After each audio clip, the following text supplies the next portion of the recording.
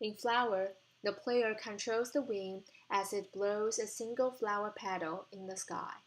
Changes in the pitch and roll of the floating petal are accomplished by tilting the PlayStation controller or iPhone. Flying close to flowers creates side effects, such as bringing bright color to previously dead fields. I find Flower very unique, since it's intended to arouse peaceful and positive emotions in the player, rather than to be challenging or fun. The amazing background music and the nuanced movement of plants make me feel relaxed, and there is no text or dialogue. Instead, it uses camera and narrative to guide the player naturally and smoothly.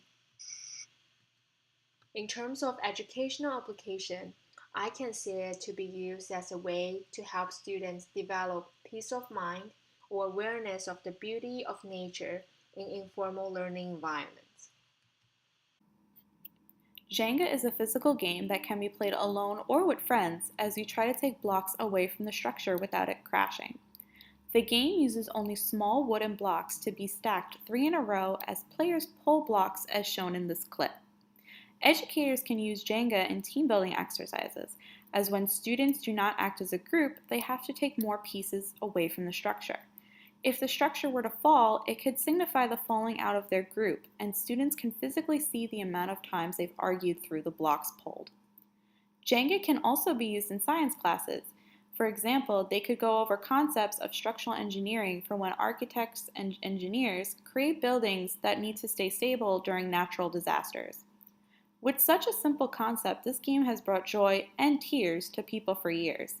My hope as a game designer is to take simple mechanics and aesthetics like Jenga to have students learn through fun and play. Neverring is an interactive action, adventure, and narrative video game featuring 4 diverse protagonists involved with the misery of a serial killer who uses extended periods of rainfall to drown his victims. An important element of Nevering's design is that it isn't an entirely linear story. Depending upon how you handle situations, you can start steering the story that you are experiencing in a different direction than others.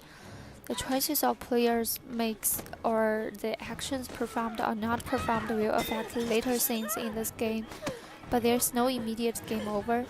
Within most things, the player can control the main character by moving them around the environment. They can also hold down a button to see and hear what thoughts are going through the character's mind. When the player is near an object or another character you are interact with, they will be presented with a context-sensitive icon that represents what control they need to do. These controls include pressing a button on the DualShock controller, moving the analog stick in a specific manner, or rotating the motion-sensitive controller. Teachers could implement this game in classroom to train students' reacting abilities, logical abilities, and focusing attention on detailed clues.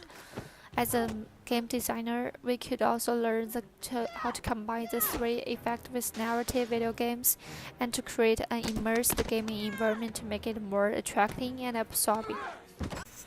Halo is a popular first-person shooting game on Xbox platform. It can be used as a player versus player game and also player versus environment game. In Halo 2, you are an enhanced robot person and you need to eliminate the intruders who broken the base.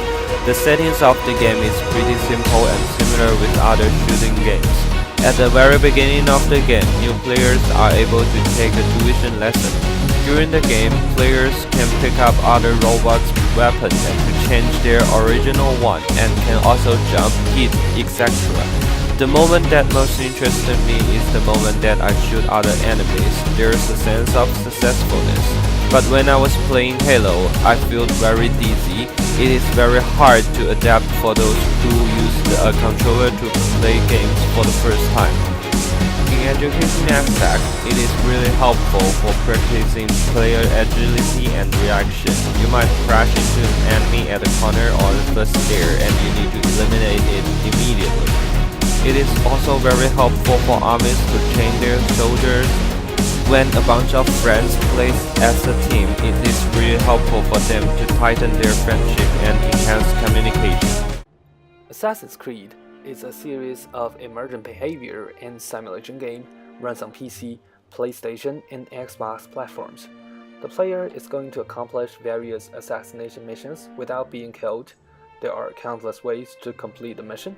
You can fight your way towards the target and kill the target the easiest way, but you might not get the best reward because it's not the same way as it is in the assassin's memory. In order to achieve 100% synchronization with the memory, player has to complete the assassination in a specific way, so the player needs to use strategies to proceed, avoiding unnecessary conflicts and kill the target perfectly. This game has huge history education potentials since they are encouraged to learn the background history of places in order to make connections with the secret codes, which points to the place where the treasure berries. Last but not least, they're going to experience important history events themselves.